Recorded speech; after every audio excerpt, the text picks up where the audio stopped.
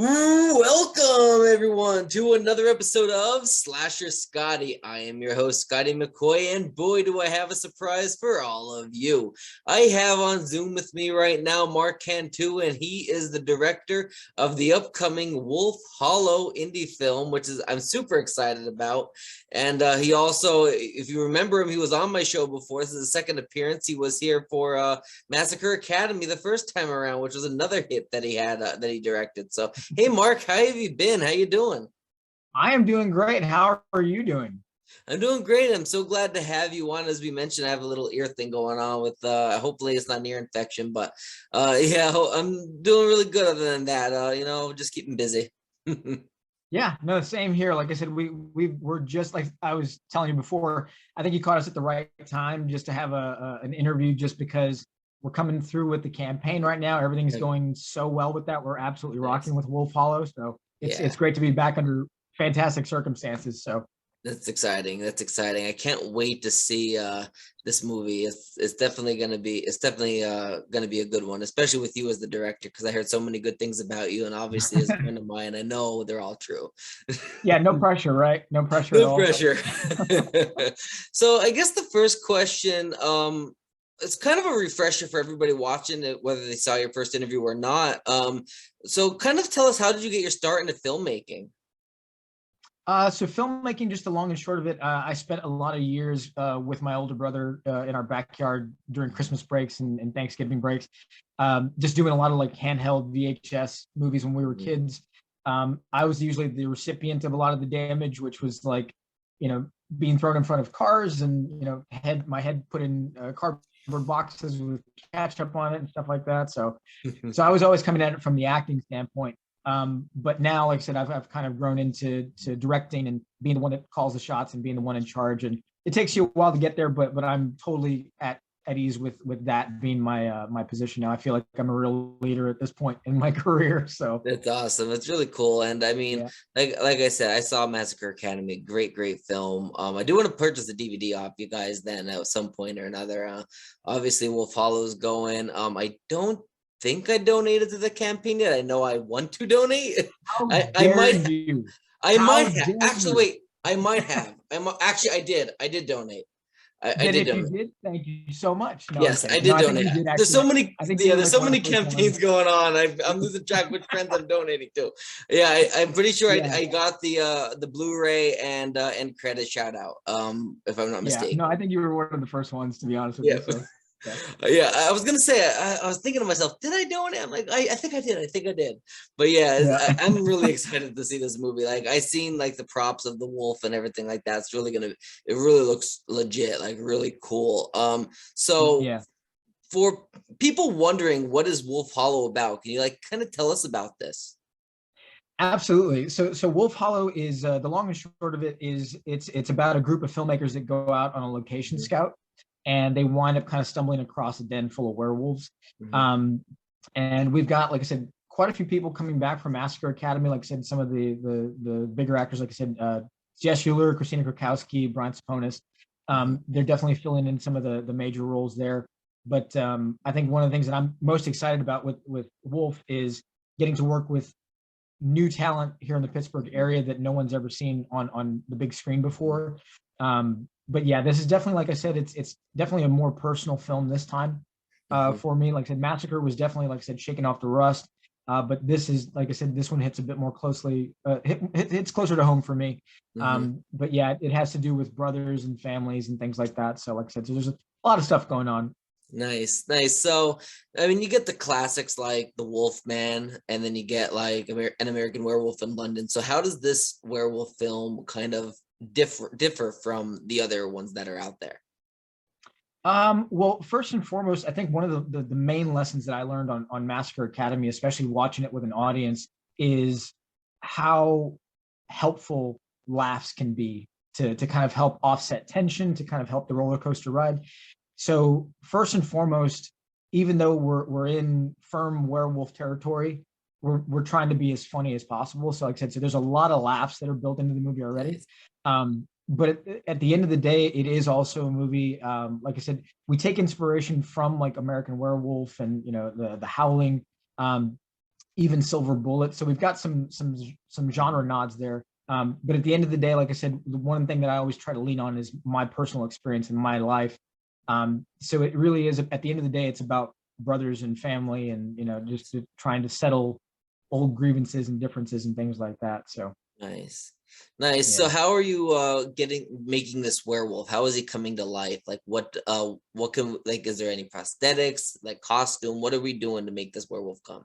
Yeah, so we've actually got our large the final alpha wolf that we've got is actually being worked on in California or Arizona. I can't remember exactly. We've got several states that we're working with, but we've got the main alpha wolf being suited up for one of our actors.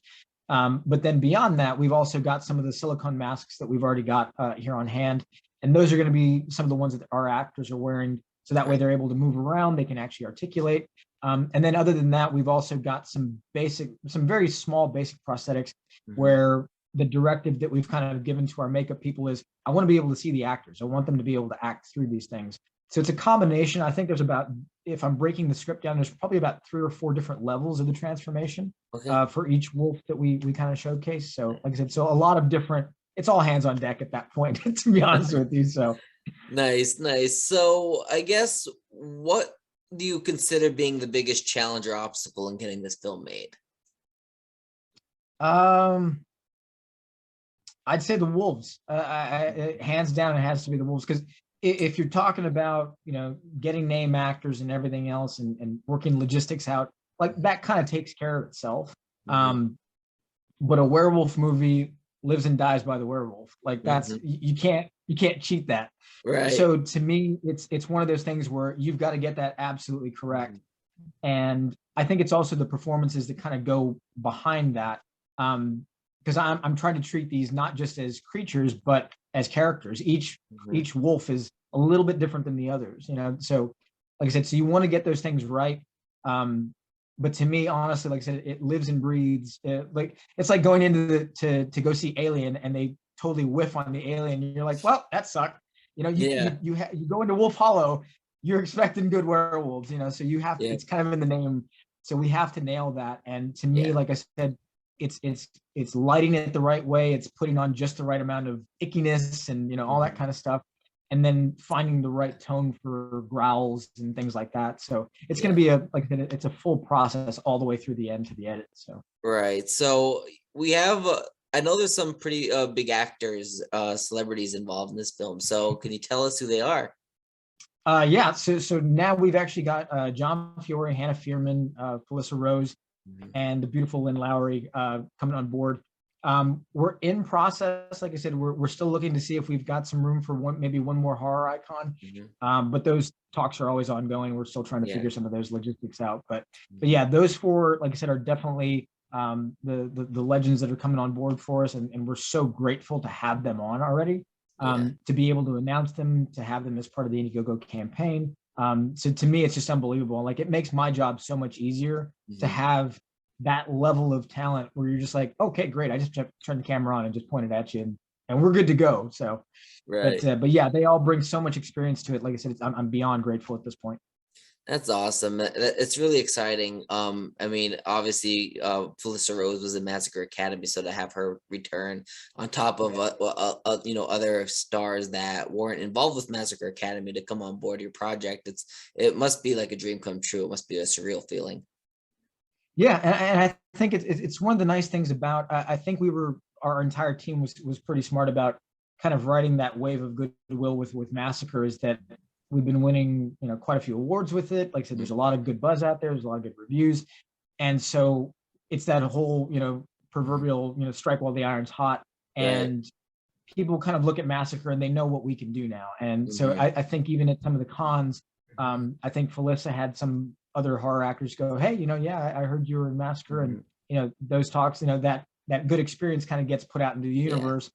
And it just, like I said, it kind of starts to come back to you eventually. And like I said, we're so grateful to have that experience. Right. I mean, I look at the movie poster and I don't think I could see anything on the movie poster because it's full of award titles. What's funny is that we actually we did do like a fake, like a mock-up poster. I think we posted it on Facebook or something, where we Yeah. literally just put all of the awards and like laurels. And so even Carney's face is just kind of like about to hear, like you can barely see his face. And that's what I'm And I think referring it's the to. I funniest thing saw in the that. world. Yeah.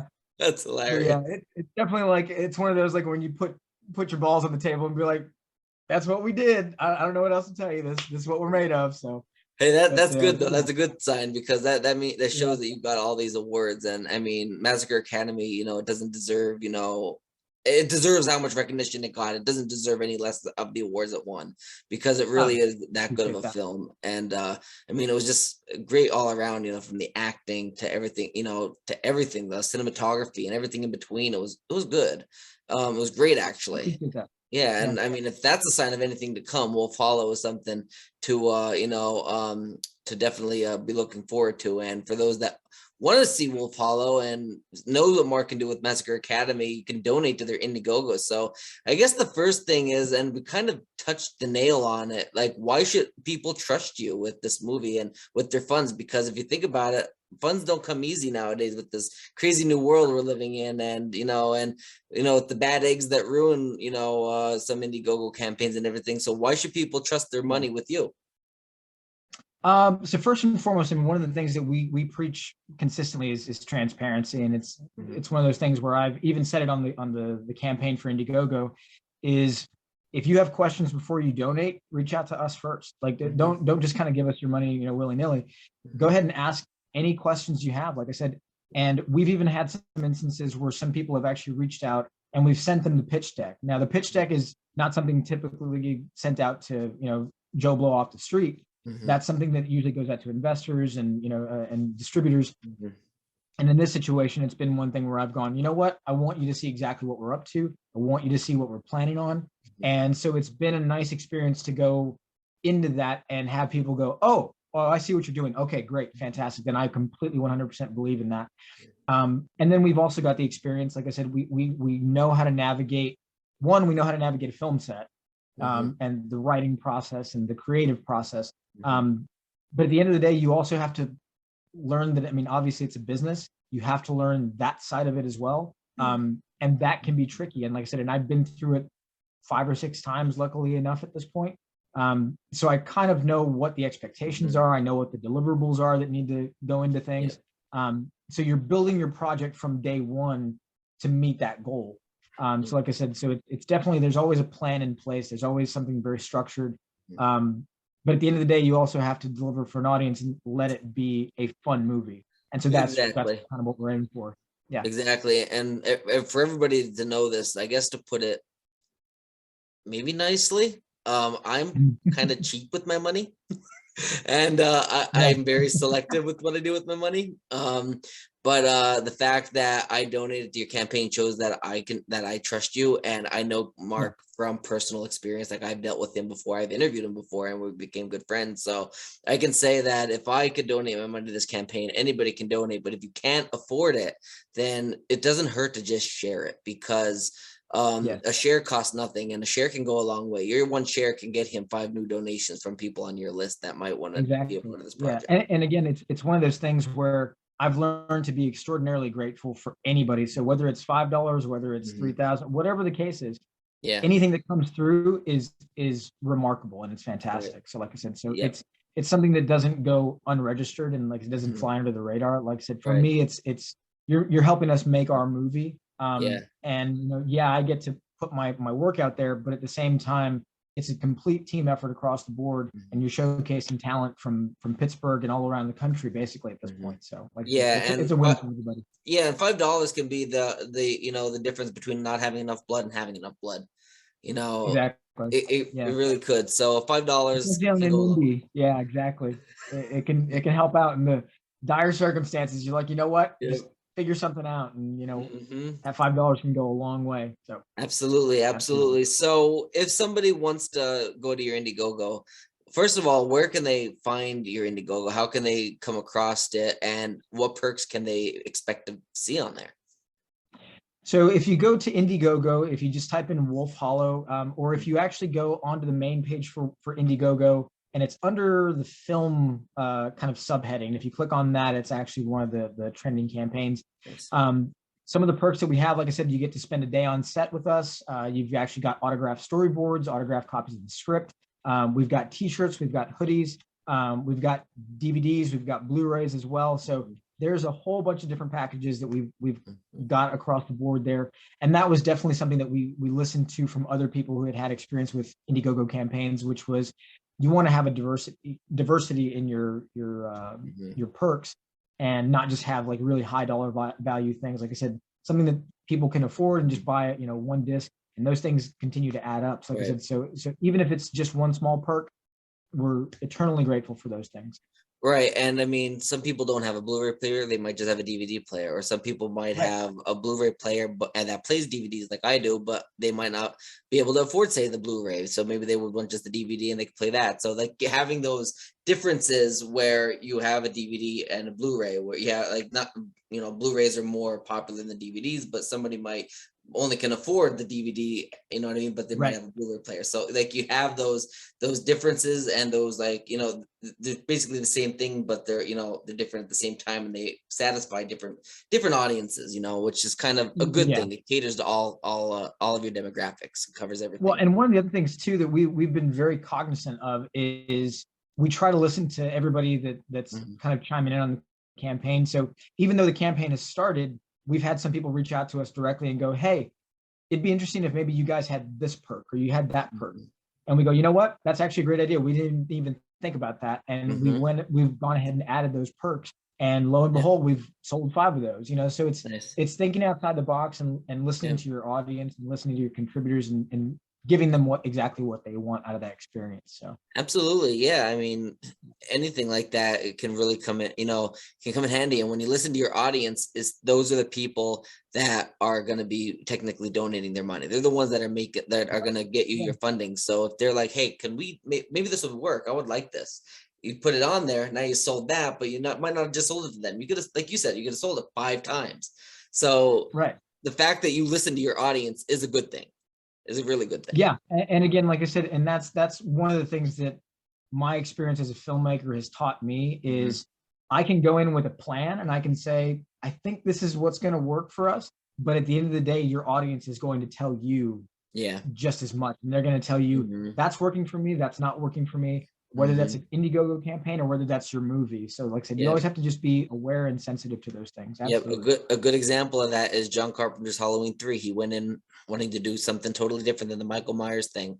And the audience told him this idea sucks. And guess what they did? They brought back Michael Myers. Right now. Yeah, exactly. Yeah. Yep. So that is the idea of your audience tells you what they want to see. You don't tell them what they want to see. And that's what makes a good filmmaker from a bad filmmaker. And you obviously know what you're doing because you're listening to your audience. So as we mentioned, we're going to talk a little bit about Massacre Academy. Obviously that was released. Where can people go to see this film if they would like to buy a copy of the DVD or Blu-ray, or can they see it? Where can they get this movie? Yeah, so right now we've actually we haven't signed any sort of distribution deals yet, but we are selling private copies of it. So if you reach out to Xander Goldman on Facebook, on Instagram, you find Xander Goldman, he's our producer. He'll be able to actually get copies out to you, like I said. So he's taking purchases directly for those for right now. We're still in the process. Like I said, we've got about 2 or 3 different distributors that we've been talking to, and it just comes down to the amount of the deal, the length of the deal. So those things are always ongoing. But so like I said, if anybody's interested now, before we do like a massive push across the entire country, you can buy it privately from Xander Goldman, like I said, on Facebook or Instagram. So awesome. And so I guess if somebody wants to make a movie, like kind of like you're doing, what advice can you give to them filmmakers on how to get their start into becoming a filmmaker? Just pick up your camera and go. Don't worry about anything else. It's going to sound kind of harsh, and sometimes you kind of have to embrace that, but you're going to make a lot of crap first, and you have to get through all that to get it out of your system.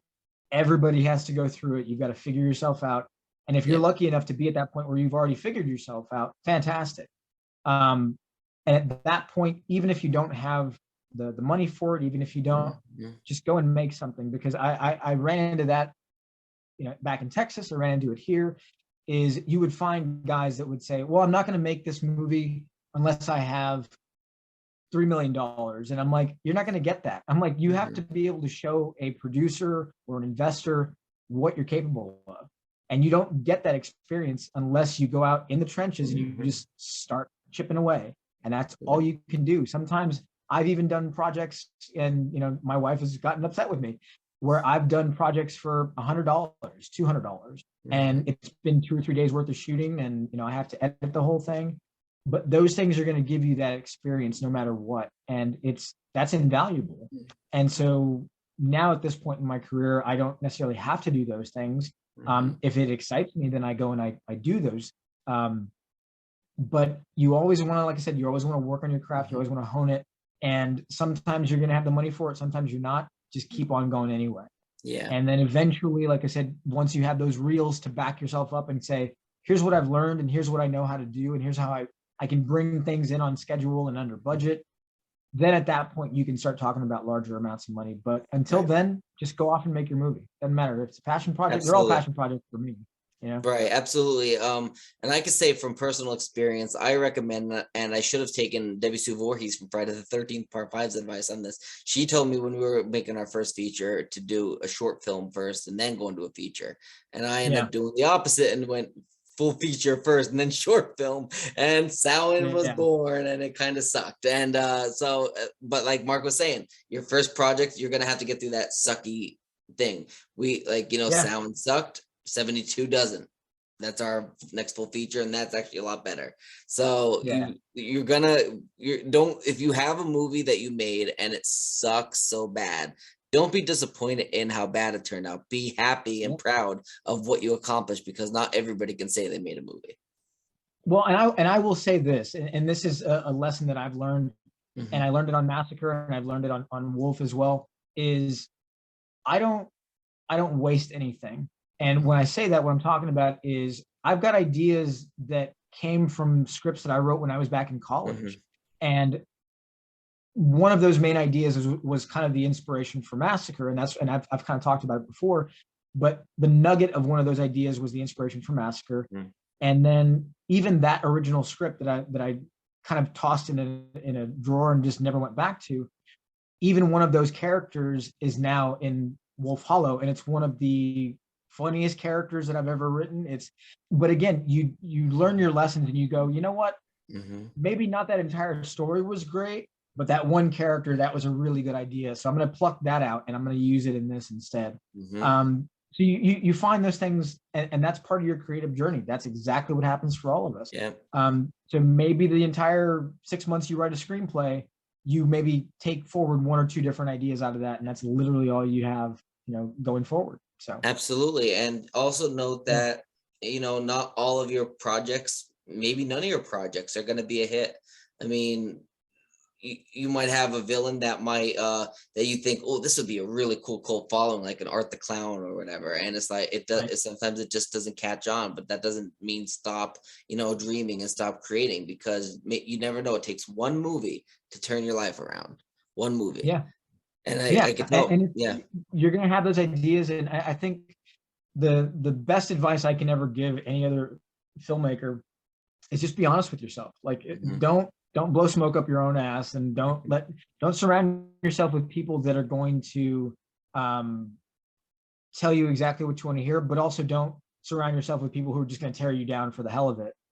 Surround yourself with people who are going to be honest with you, and they love you and care about you, but they also want to give you honest feedback. And I've got a partner in Brian Saponis, who's one of the leads in Massacre, and I've carried him forward into Wolf Hollow. One, because he's a great friend. Like, I just love being around him all the time. But two, I know for a fact that I can turn around to him on the day that we're shooting or in the edit, and I can just look at him and go, "What do you think?" And he will legitimately say, "It's not good enough. That's not working for me."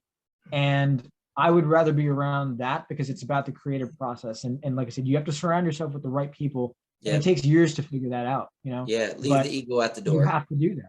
Yeah. Yep. And you have to be honest with yourself, and that takes you coming to Jesus, basically. That's kind of what it is, where it's like, am I just BSing myself, or am I only being selective about the stuff that I want to hear? And to me, I'm like, I would rather have constructive feedback 10 times out of 10, you know? Absolutely. So before we get into the last question, I do want to give a shout out to Noelle Berger as stalking the Wolf Hollow campaign to be the first donator. Good job, Noelle. Great lady. Yeah. Noelle's amazing. She's absolutely amazing. So she really is. She really is. So the last question I have for you, actually, I missed this question. This was sneaking right before the last question. It's only like a couple words, and I somehow missed it. So when can people expect Wolf Hollow to be released, and when does it start filming? So we start shooting June and July of this year. We're gonna try and be pretty quick about our turnaround, but there's a lot of layered audio and sound effects and things like that we have to kind of go through, especially on a werewolf movie. So it'll probably take us a little bit longer. So like with, for instance, with Massacre, we finished filming in February and we had our premiere end of July.